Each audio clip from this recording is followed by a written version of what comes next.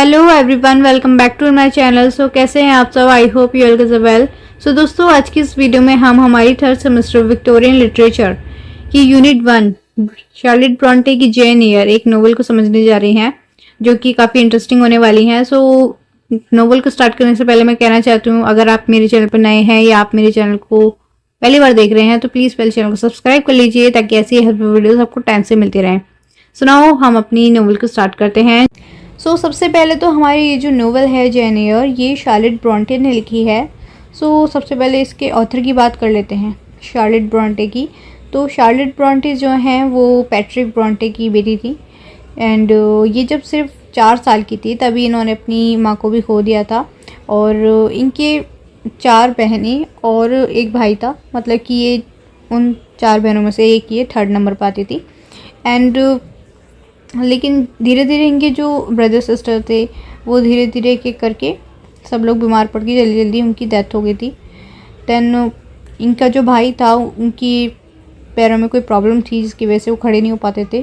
तो इन्होंने अपने भाई के लिए बहुत किया, मतलब कि ये फाइनेंशियली उनको सपोर्ट करती थी, इसलिए इन्होंने टीचर की भी जॉब करी ताकि ये फाइनेंशियल सपोर्ट दे पाएँ। जबकि इन्हें टीचिंग में कोई इंटरेस्ट नहीं था, लेकिन उसके बाद भी इन्होंने किया। उसके बाद इनकी जो यंगर सिस्टर थी एमिली, इन्होंने अपनी एक बुक है वॉथरिंग हाइट डेड, उसको पब्लिश करने के बाद उनकी डेथ हो गई थी। एंड इनकी जो दूसरी यंगर सिस्टर थी एनी, वो भी एक नोवेलिस्ट थी अच्छी खासी।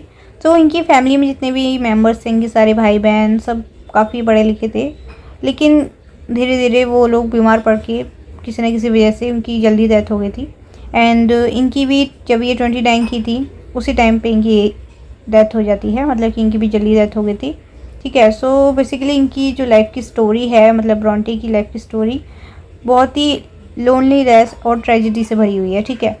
ये हो गई शार्लेट ब्रॉन्टे की बात। नाउ अब हम सीधा जेन एयर के ऊपर बात करते हैं, हमारी नोवेल के ऊपर। ओके। बेसिकली हमारी ये जो नोवेल है जेन एयर, ये एक ऑटोबायोग्राफी है, जो कि मतलब कि जेन एयर ने अपनी कहानी खुद सुनाई है। और यहाँ पे हमें 5 मोमेंट्स बताए गए हैं, मतलब कि हमें यहाँ पे 5 टाइटल दिए गए हैं जिनकी हेल्प से हम जेन की कहानी को समझेंगे। सबसे पहली तो है हमारा जेन की अर्ली लाइफ के बारे में, मतलब कि जब वो गेटसेट हॉल में होती है, मतलब जहाँ पे वो अभी फ़िलहाल रह रही है अपने अंकल आंटी के साथ, उस जगह के बारे में हम जानेंगे जब वो 10 साल की थी। ठीक है। उसके बाद आगे की कहानी में हम जानेंगे लॉवर्ड स्कूल के बारे में, मतलब उसकी स्कूल लाइफ कैसी थी। उसके बाद फिर जब वो बड़ी हो गई, वो जब टीचर बन गई, वो कैसे बाकी और लोगों से मिली और क्या क्या हुआ इस कहानी में, वो इस तरीके से टाइटल दिए गए हैं, इस तरीके से हम पढ़ने वाले हैं। तो सबसे पहला है हमारा Jane early life at Gateshead Hall. ये जो जेन ईयर है, ये गेट्सहेड हॉल नाम की एक जगह पर रहती थी। और सबसे पहली बात तो दोस्तों ये है कि ये जो जेन है, ये एक अनाथ लड़की है जो कि अपने चाचा के घर पे रहती है, मिस्टर रीड के घर पे। क्योंकि जब इसके पेरेंट्स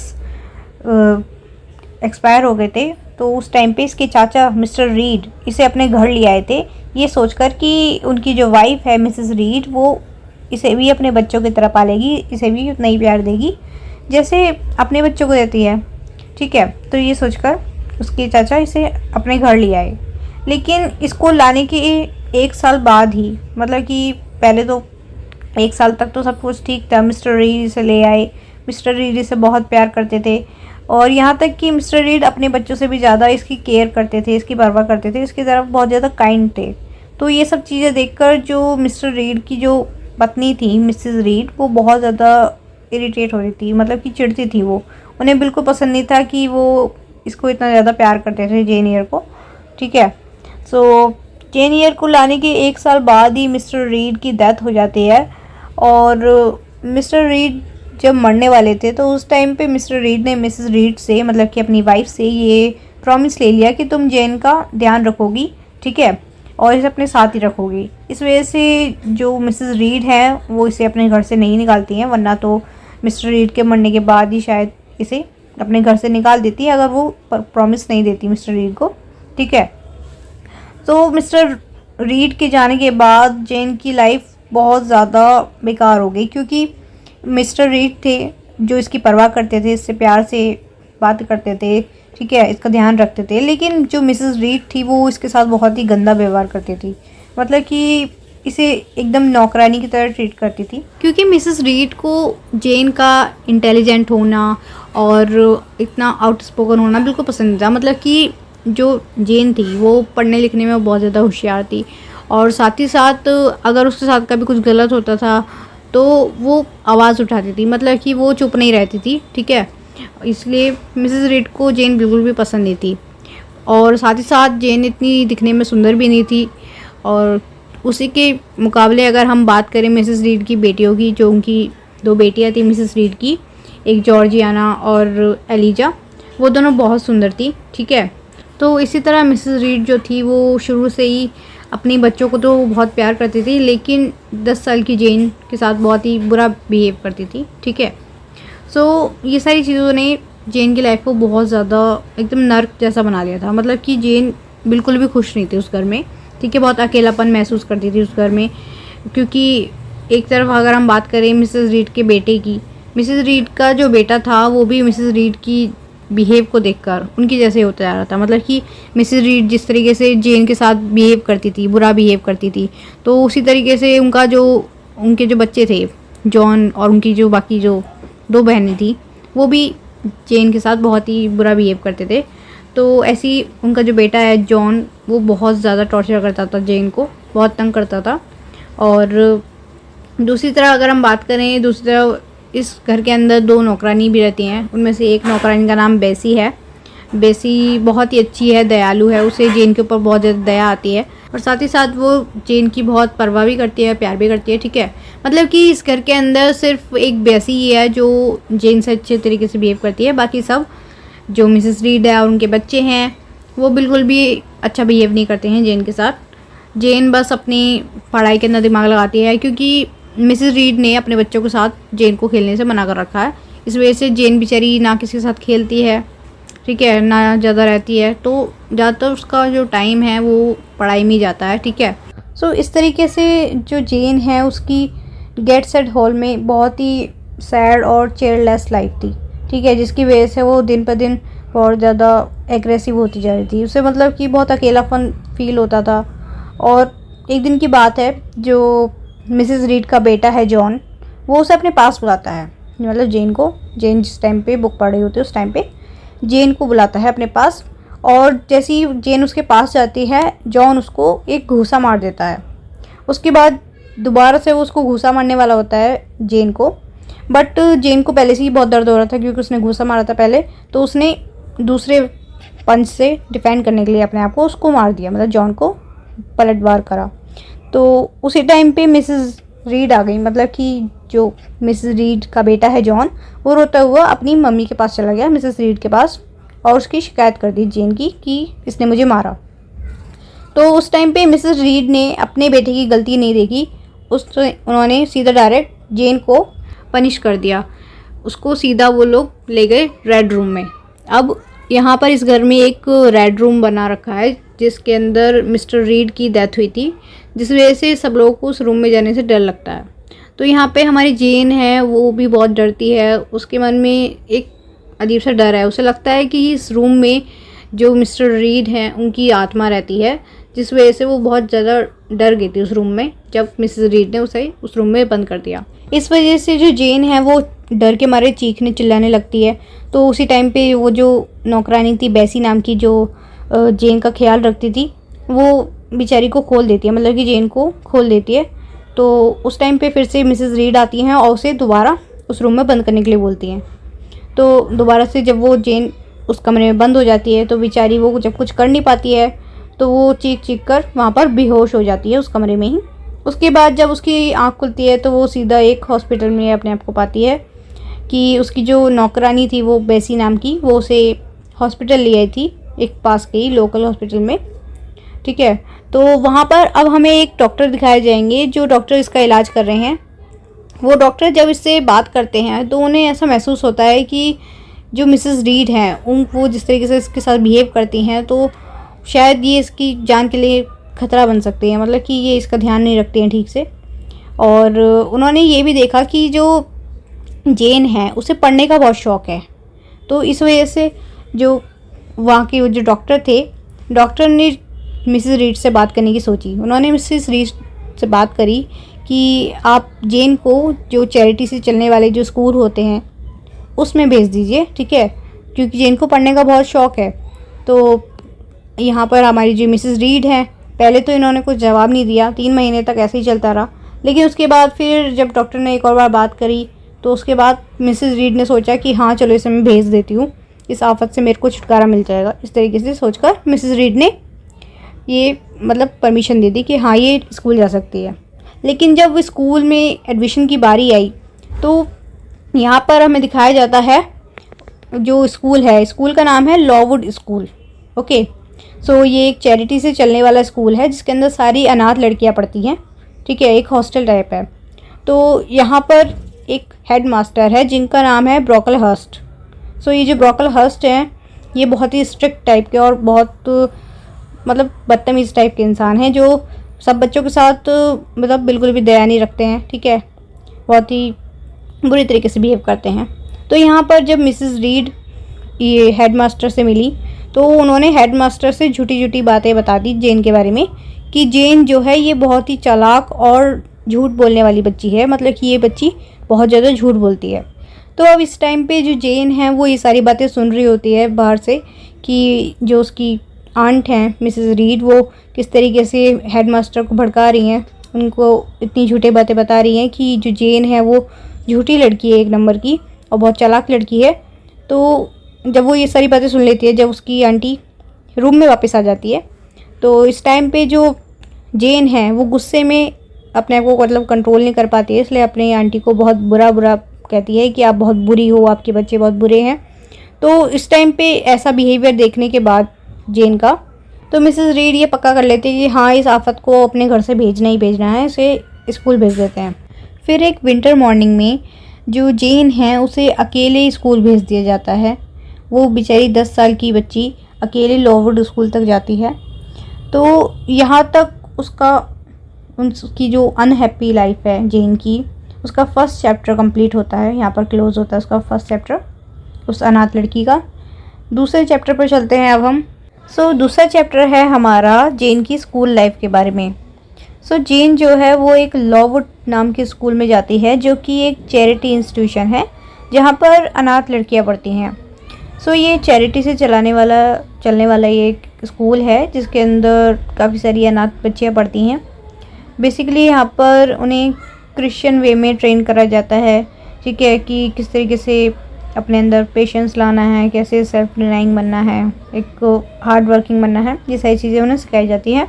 बट इन एक्चुअल इस स्कूल के अंदर इन ऑर्फन गर्ल्स के साथ बहुत ही बुरी तरीके से बिहेव करा जाता है, मतलब बहुत ही क्रूअल मैनर में इनको ट्रीट करा जाता है।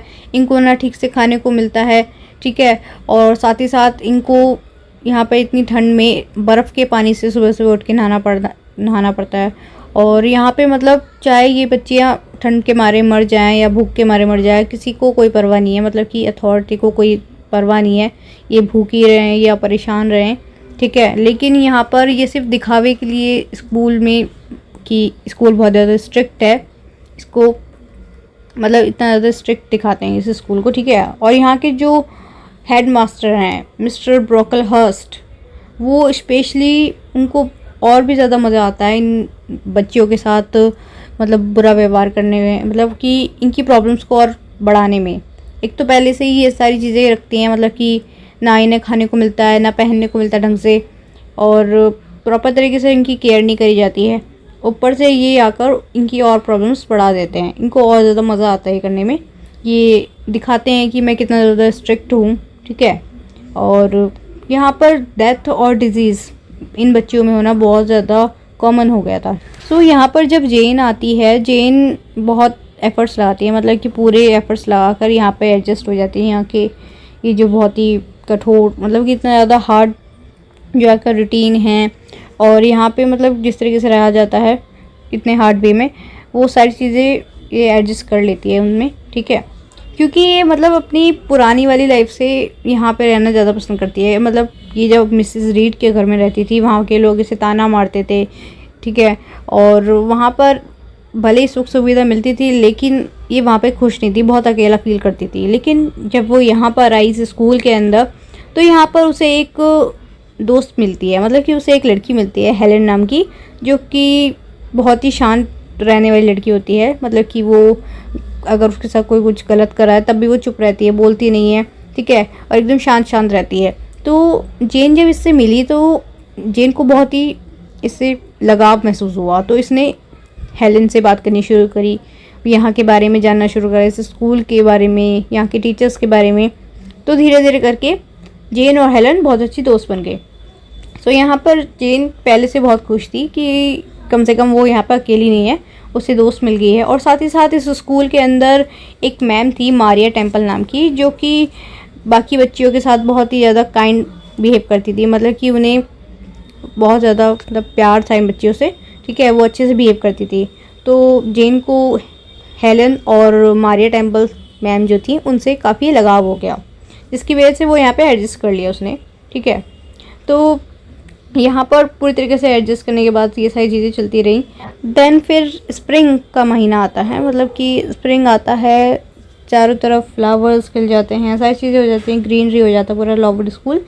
लेकिन साथ ही साथ यहाँ पर एक टाइफस नाम की बीमारी आ जाती है, जिसकी वजह से काफ़ी सारी गर्ल्स इससे अफेक्ट हुई और वो बहुत सारी लड़कियां मर भी गईं, ठीक है। तो यहाँ पर ये जो बीमारी फैल गई थी, इसकी वजह से स्कूल वालों ने अपना रूटीन चेंज कर दिया।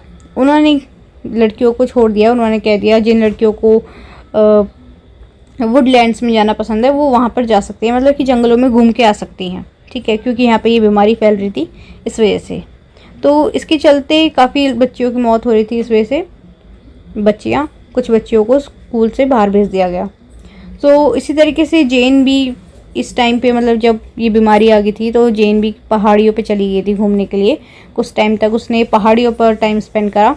उसके बाद फिर जब वो वापस लौट कर आती है तो उसे पता चलता है डॉक्टर बेट्स से कि जो उसकी दोस्त थी हेलेन, वो भी काफ़ी बीमार पड़ गई है।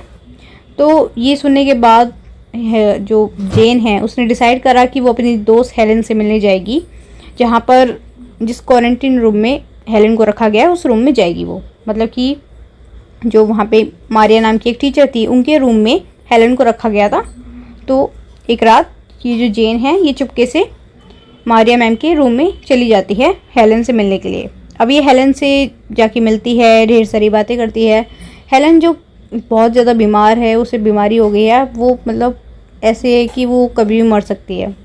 तो यहाँ पर हेलेन जेन से बात करती है और हेलेन बताती है कि मुझे मरने से डर नहीं लगता है, क्योंकि इस दुख भरी दुनिया में रहने से अच्छा है मैं अपने भगवान के पास चली जाऊँ, तो इसलिए मुझे डर नहीं लगता मरने से। तो इस तरीके से जेन और हेलेन ने पूरी रात बहुत सारी बातें करी और उसके बाद जो जेन है वो हेलेन के पास ही सो गई। उसके बाद अगली सुबह जब जेन उठी तो उसने देखा जो हेलेन है वो मर चुकी है।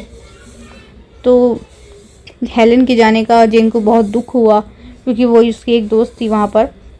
लेकिन उसके बाद ऐसे ही चलता रहा, वो बड़ी हो गई, जो हमारी जेन है वो बड़ी हो गई, पढ़ लिख कर एक टीचर बन गई। नाउ अब टाइम आया, जो मारिया मैम है उनकी भी शादी हो गई। अब मारिया मैम भी इस स्कूल से रिज़ाइन दे के चली गई।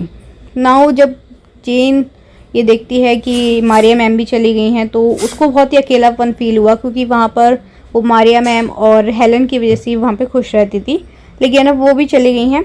सो नाउ वो बहुत दुखी हो जाती है।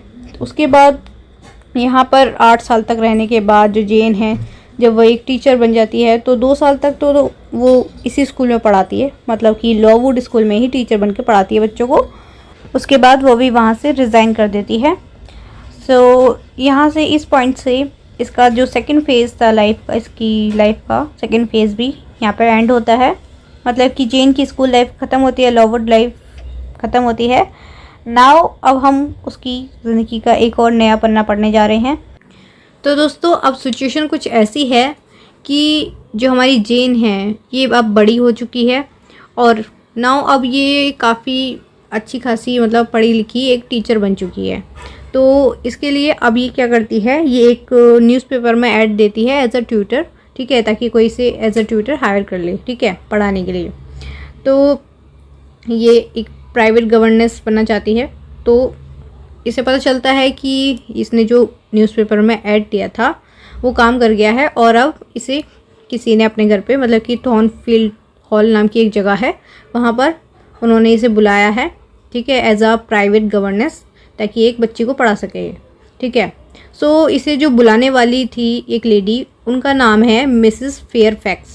सो ये जो मिसेस फेयरफैक्स हैं, इन्होंने इंटरेस्ट दिखाया है इसके अंदर, मतलब कि जेन के अंदर। तो इन्होंने इसे बुलाया है थॉर्नफील्ड नाम की एक जगह पे, ठीक है। अब यहाँ पर ये अपना काम शुरू करने के लिए जाती है। हमारी जो जेन है वो थॉर्नफील्ड हॉल जाती है, और वहाँ जाके इसे पता चलता है कि जो मिसेस फेयरफैक्स हैं, जिन्होंने इसे बुलाया है, जिस घर में जिस बच्चे को पढ़ाना है, एक बच्ची है जिसका नाम है एडल, छोटी बच्ची है, वो बहुत ही शैतान है और उसे पढ़ाना है, उसे पढ़ाने की ये जॉब मिली है जेन को। सो वहाँ जाके जेन को पता चलता है कि ये जो मिसेस फेयरफैक्स है, जिन्होंने इसे बुलाया है, काम पे रखा है, ये खुद वहाँ पे काम करती हैं, ठीक है, एज अ सर्वेंट। ओके, सो यहाँ का जो मतलब थॉर्नफील्ड हॉल का जो मालिक है वो यहाँ पर कभी कभार आता जाता रहता है, मतलब कि ज़्यादातर यहाँ पे टाइम स्पेंड नहीं करता है, और उसका नाम है रॉचेस्टर। ओके, तो यहाँ तक अभी जेन को पता चला है यहाँ आने के बाद। तो ना अब जेन यहाँ पे ज्वाइन कर लेती है, इस बच्चे को पढ़ाती है और इसी घर में रहती है, ठीक है, एज अ गवर्नेंस। सो यहाँ पर जब जेन रहने लग जाती है तो यहाँ पर इसे बहुत ही अजीब चीज़ें महसूस होती हैं, मतलब कि इस घर के अंदर उसे हंसने की आवाज़ आती है। यहाँ के मतलब इस घर के अंदर 3 फ्लोर बने हुए हैं, जो तीसरा फ्लोर है वहाँ पर कोई आता जाता नहीं है, वो बंद कर रखा है, लेकिन वहाँ से फिर भी हंसने की आवाज़ आती है।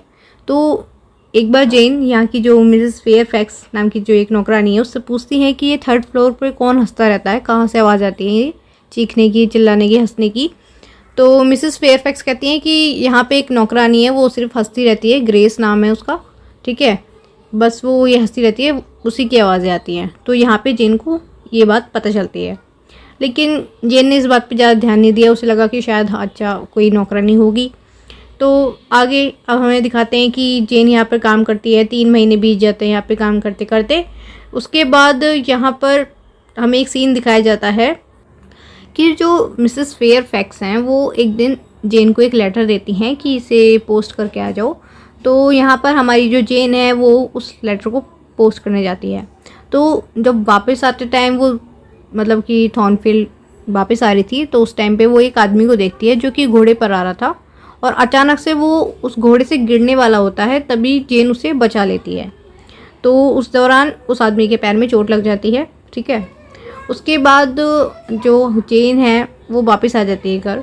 जब वो घर वापस आती है तो उसे घर वापस आने के बाद ये पता चलता है कि वो आदमी और कोई नहीं, वो इस थॉर्नफील्ड, ये जो जगह है, ये जो घर है, इस घर का मालिक है रॉचेस्टर।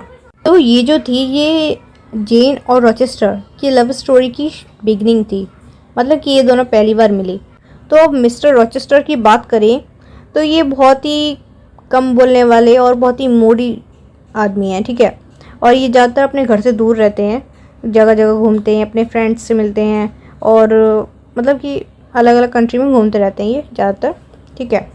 सो यहाँ पर अब हमें दिखाते हैं कि नेक्स्ट डे मिस्टर रॉचेस्टर जेन को बुलाते हैं शाम को मिलने के लिए, और वो दोनों जब आपस में बात करते हैं, इंफॉर्मेशन एक दूसरे शेयर करते हैं, तो जेन के बारे में रॉचेस्टर को पता चलता है कि काफ़ी अच्छी पोर्ट्रेट्स बनाती है।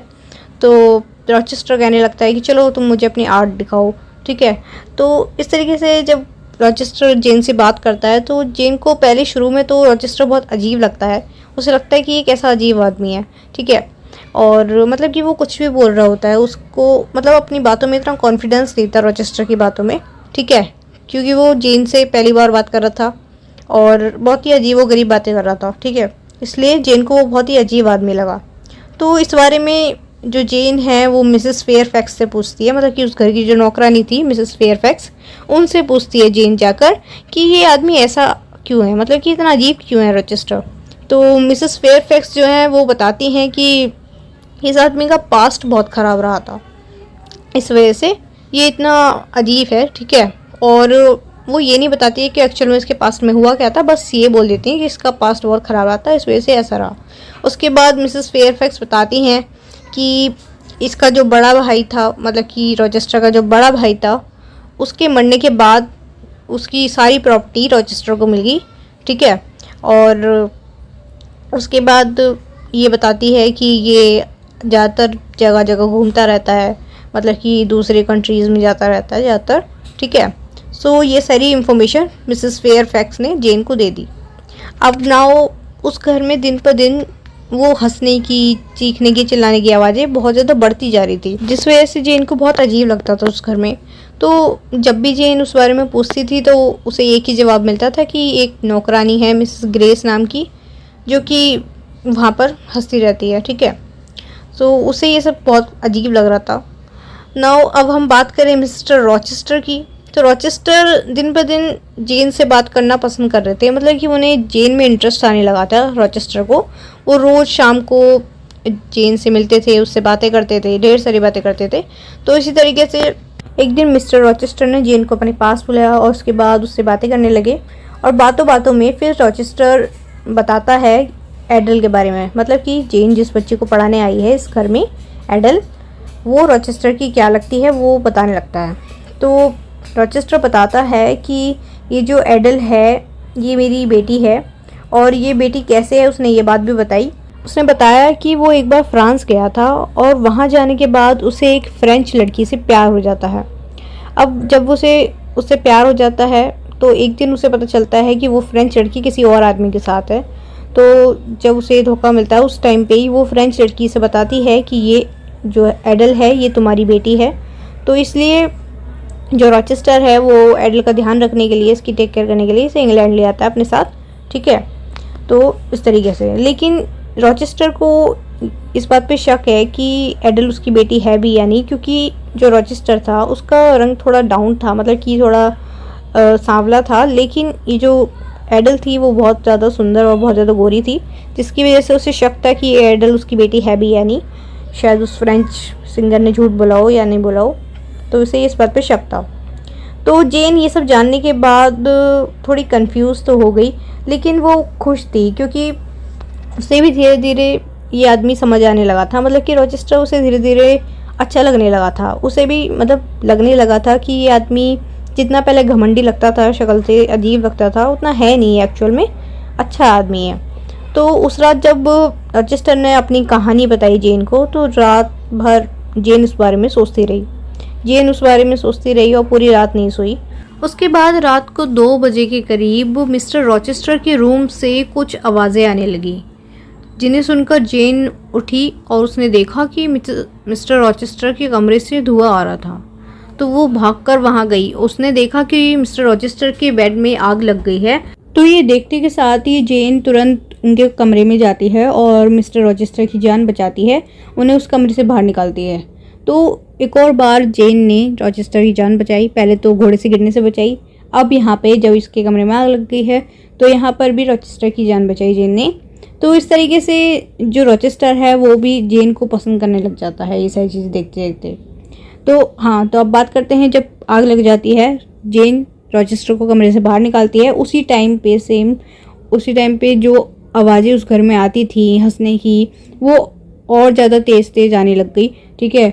और उसी टाइम पे जो रॉचेस्टर है वो भागकर उसी 3rd फ्लोर पर गया जहाँ से वो आवाज़ आ रही थी, और जेन को वहाँ जाने से मना कर दिया। और फिर जेन से आके कह दिया कि ये बात तुम किसी से कहना मत, और ना ही मतलब पूछना किसी से, ठीक है। इस तरीके से उन्होंने मना कर दिया। तो इसलिए जेन ने किसी से इस बारे में नहीं पूछा, इस एक्सीडेंट के बारे में। नाउ जो मिसेस फेयरफैक्स हैं उनको भी ये सारी चीज़ें पता थी पहले से कि एक्चुअल में वहाँ क्या हो रहा था, मतलब कि कौन हंस रहा था ऊपर, लेकिन मिसेस फेयरफैक्स ने भी जेन को नहीं बताई ये बात, ठीक है। सो नाउ अब जो जेन है वो बहुत ज़्यादा नर्वस हो जाती है, वो मतलब कि उसको बेचैनी होने लगती है ये सब देखने के बाद। वो परेशान हो जाती है कि क्या हुआ, ये इंसिडेंट के बारे में सोचने लग जाती है, ठीक है। तो यहाँ पर अब दोबारा जो जेन है वो मिसेस फेयरफैक्स के पास जाती है और उनसे पूछती है इसके बारे में। तो फिर मिसेस फेयरफैक्स बोली, उन्होंने वही सेम जवाब दिया जो हमेशा देती थी कि एक ग्रेस नाम की नौकरानी है जो ऊपर हंसती रहती है, वो ही हंसी थी, उसी की आवाज़ थी। ठीक है। इसके बाद जो मिसेस फेयरफैक्स हैं वो जेन को बताती हैं कि जो रोचेस्टर है वो एक ब्लैंच नाम की एक खूबसूरत लेडी से शादी करने वाला है। और जैसी ये बात जेन को पता चलती है तो जेन बहुत ज़्यादा सैड हो जाती है, क्योंकि वो मन ही मन में रोचेस्टर को पसंद करने लग जाती है और ये बात उसे पसंद नहीं आती है कि रोचेस्टर किसी और से शादी करने वाला है। ठीक है।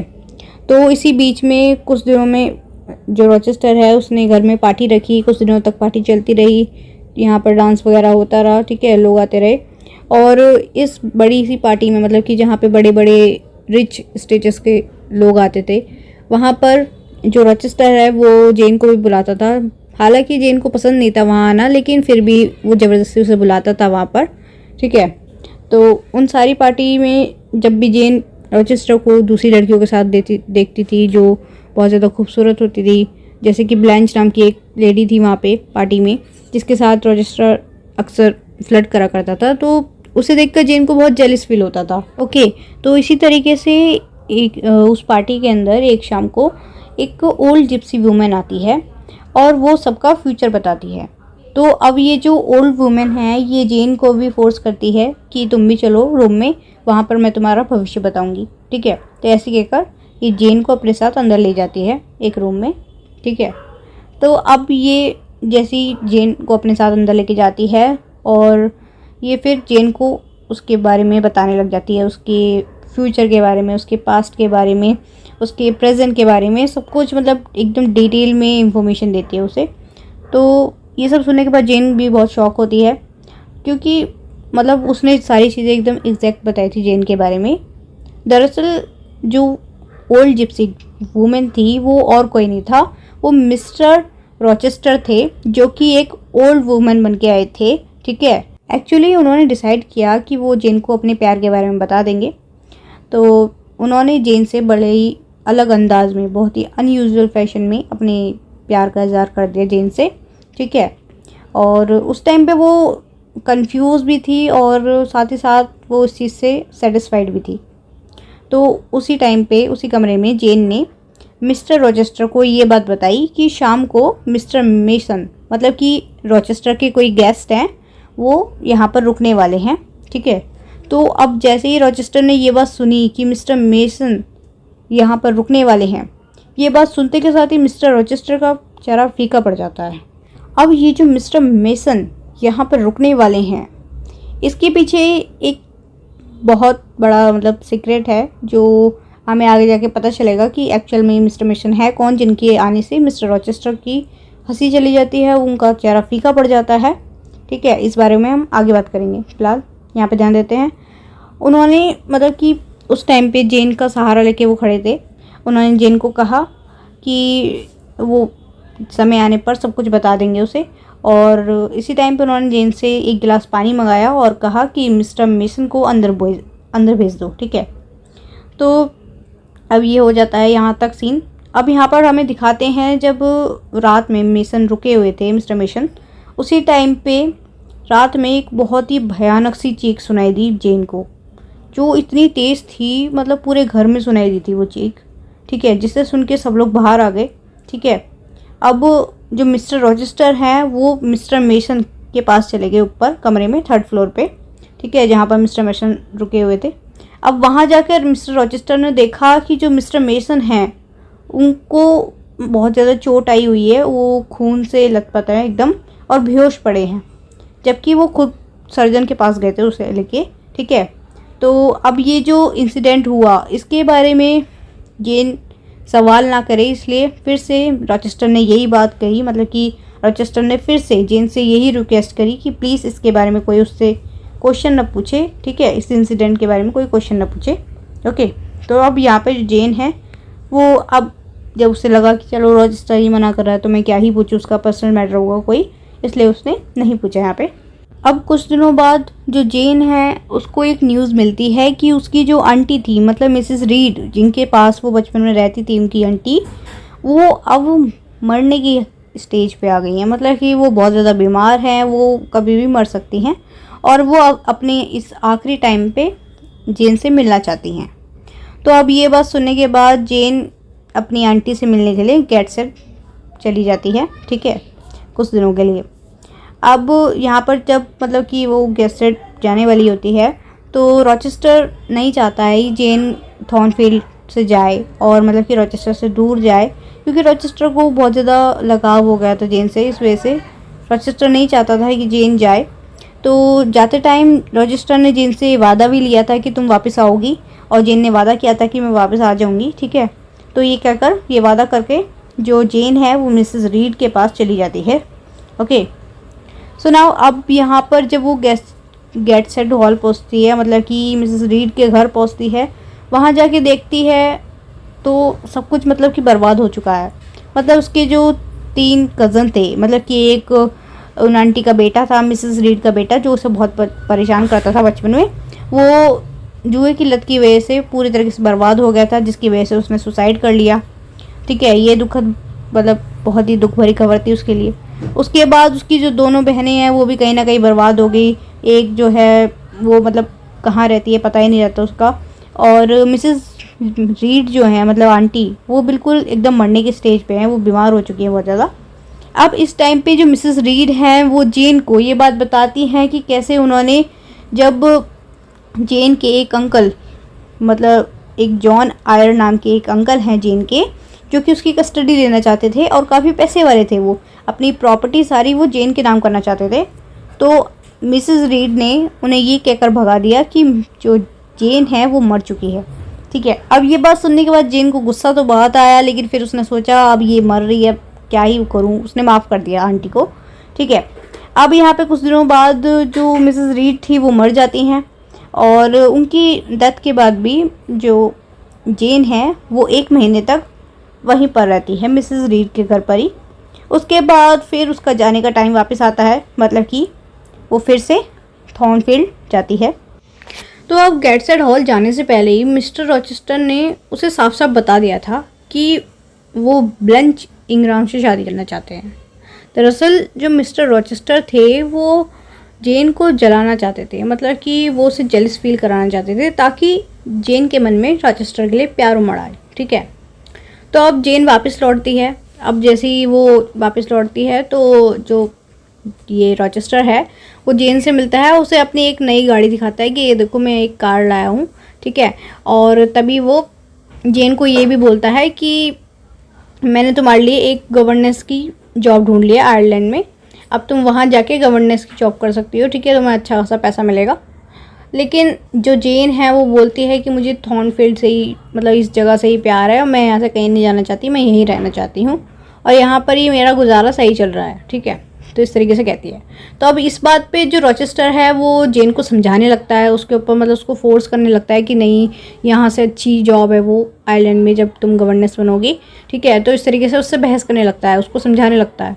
तो अब इसी टाइम पे जो जेन है उसे भी गुस्सा आ जाता है और वो गुस्से में बोलती है कि तुम तो कुछ बोलो ही मत मेरे बारे में, मैं अपने डिसीजन खुद ले सकती हूँ, ठीक है। तुम तो मत बोलो, क्योंकि तुम खुद एक ऐसी लड़की से शादी करने जा रहे हो जिससे तुम प्यार ही नहीं करते हो, ठीक है। तो इस तरीके से जेन रॉचेस्टर को बोलती है गुस्से में। तो इसी टाइम पे रॉचेस्टर बोलता है हाँ अब आई बात पकड़ में, आ गई ना जलन सामने। तो इसी टाइम पे जो रॉचेस्टर है वो जेन को सब कुछ बता देता है कि वो जेन से कितना प्यार करता है और उससे शादी करना चाहता है। वो चाहता है कि जेन उसकी पत्नी बन जाए। तो पहले बार तो जेन को भरोसा नहीं हुआ, उसे लगा कि शायद मजाक कर रहा है, लेकिन बाद में रॉचेस्टर उसे बताता है कि वो सच में उससे बहुत प्यार करता है। तो जेन को विश्वास हो जाता है और जेन बहुत खुश हो जाती है। और तभी उस बीच वो लोग गार्डन में खड़े होते हैं थॉर्नफील्ड में, और तभी उस टाइम पे बारिश हो जाती है बहुत तेज़। तो वो लोग जल्दी से भागकर अंदर चले जाते हैं और तभी वो लोग देखते हैं कि वो जिस पेड़ के नीचे खड़े थे उस पेड़ पर एक बिजली गिर जाती है, जिसकी वजह से वो आधा हिस्सा, मतलब उस पेड़ का आधा हिस्सा टूट जाता है, ठीक है। तो यहाँ तक दिखाते हैं हमें। तो नाउ अब बड़े ही ज़ोरों शोरों से शादी की तैयारियां शुरू हो चुकी हैं। अब जो रॉचेस्टर है उसने भी अपनी बेटी एडल को बोर्डिंग स्कूल भेज दिया है और अब पूरी फैमिली मिलकर लंदन गई है ज्वेल्स लेने के लिए, सारी मतलब शॉपिंग करने के लिए। नाउ अब बताते हैं कि शादी से एक रात पहले जेन के साथ बहुत ही खतरनाक, मतलब बहुत ही भयानक घटना घटी। उस टाइम पे क्या हुआ, रात को जेन के कमरे में एक पागल औरत घुस आई और उसने अंदर आकर जो जेन की ब्राइडल कपड़े थे, मतलब कि जो उसका जो लहंगा था उसे फाड़ दिया।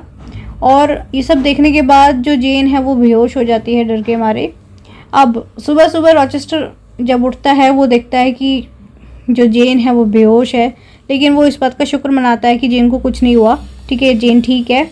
और जब जेन ने उससे पूछा इस बारे में ये कौन थी क्या था, तो उसने वही जवाब दिया। उसने कहा कि ये ग्रेस पूल थी, मतलब कि जो ग्रेस नौकरानी थी ऊपर जो रहती थी वो आई थी और उसने ये सब किया, ठीक है। तो अब ये सारी चीज़ें जेन ने जाने दी। अब उनकी शादी का दिन था। अब ये लोग मैरिज सेरेमनी के लिए चर्च जाते हैं। तो अब यहाँ से एक कहानी में ट्विस्ट आएगा। अब उस शादी में दो ऐसे लोग आए जिन्होंने इस शादी को रोक दिया। वहां पर मिस्टर मेसन की एंट्री हुई। वही मिस्टर मेसन जो उस रात इनके घर पर रुके थे, जिनके रुकने से मिस्टर रॉचेस्टर बहुत परेशान हो गए थे। इनका चेहरा फीका पड़ गया था, ठीक है, जब मिस्टर मेसन आए थे। तो ये वही मिस्टर मेसन हैं। ये एक वकील को अपने साथ लेकर आए हैं और अब इन्होंने जो प्रीस्ट है, मतलब कि जो पादरी है उस चर्च का, उसे रोक दिया है शादी कराने से। उसे बोला है कि मिस्टर रॉचेस्टर की शादी नहीं हो सकती है क्योंकि ये पहले से ही शादीशुदा है। ये पहले से शादीशुदा है क्योंकि इसने मेरी बहन बार्था नाम है इसकी बहन का, मिस्टर मेसन की बहन का, उससे शादी की है और वो अभी भी जिंदा है। इन्हीं के 3rd फ्लोर पर रहती है वो, मतलब कि इन्होंने बंद करके रख रखी है मेरी बहन को, ठीक है। तो अब ये सब सुनने के बाद जेन शॉक हो जाती है और रॉचेस्टर से पूछने लगती है कि क्या कह रहा है। तो इसी टाइम पे रॉचेस्टर भी एक्सप्लेन करने लगता है जेन को कि वो बताता है कि मेरी शादी हुई है पर मेरी जो वाइफ है वो पागल है। मतलब मेरी पहली बीवी बार्था, जिसे मैंने 3rd फ्लोर पे बंद कर रखा है, वो पागल है और मेरे साथ धोखा हुआ था। धोखे से मेरी शादी कराई गई थी उस बार्था नाम की लड़की से।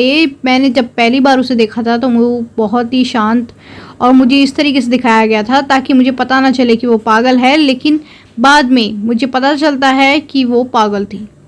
तो अब मैं क्या करता, उसे उसकी ध्यान रखने के लिए, उसकी केयर करने के लिए मैंने एक नौकरानी भी रखी थी, ग्रेस पूल, जो उसका ध्यान रखती थी, उसकी मतलब केयर करती थी।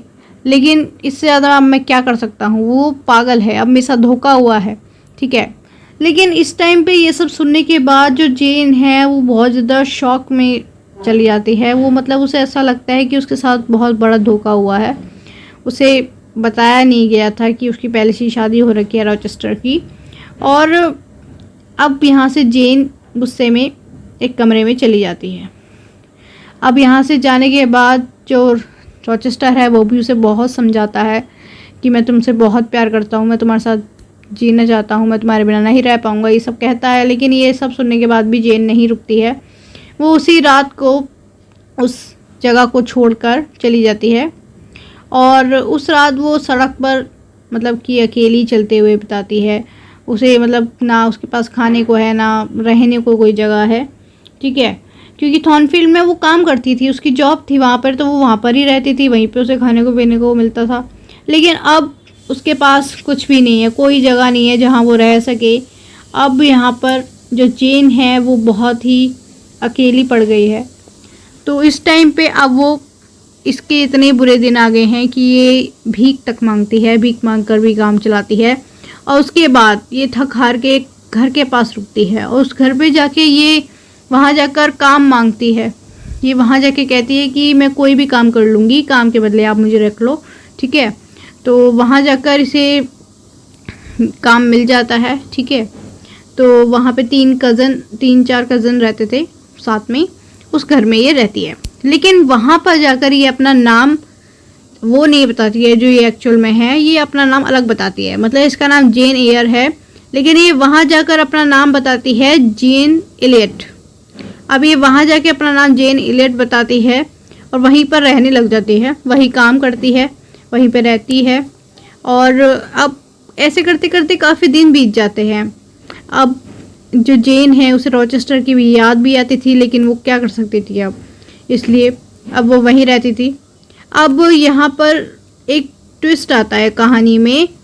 अब यहाँ पर पता चलता है कि जेन जिस घर में रह रही थी वो घर और किसी का नहीं, उसके अंकल, जो मिसेस रीड के पास गए थे जेन की कस्टडी लेने, मतलब कि जेन की जो अंकल थे जिन्होंने सारी प्रॉपर्टी जेन के नाम कर रखी थी, वो ही अंकल थे उस घर के मालिक जिस घर में जेन रह रही थी। और वो जो जिन कजन्स के साथ रह रही थी वो कहीं ना कहीं जेन के ही भाई बहन थे, मतलब उनसे रिलेटेड थे, उन्हीं के रिलेटिव्स थे, ठीक है। और वो लोग बहुत अच्छे थे, उन्होंने जेन का ध्यान भी रखा।